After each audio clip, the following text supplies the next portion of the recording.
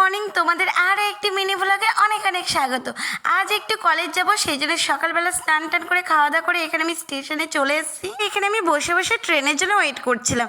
Finally আমি নবদ্বীপ ধাম পৌঁছে গেছি। তোমরা যারা আমার রেগুলার ভ্লগ দেখো তারা অনেকেই জানো যে আমার নতুন কলেজ যেতে হলেই নবদ্বীপ ধামে নামতে হয়।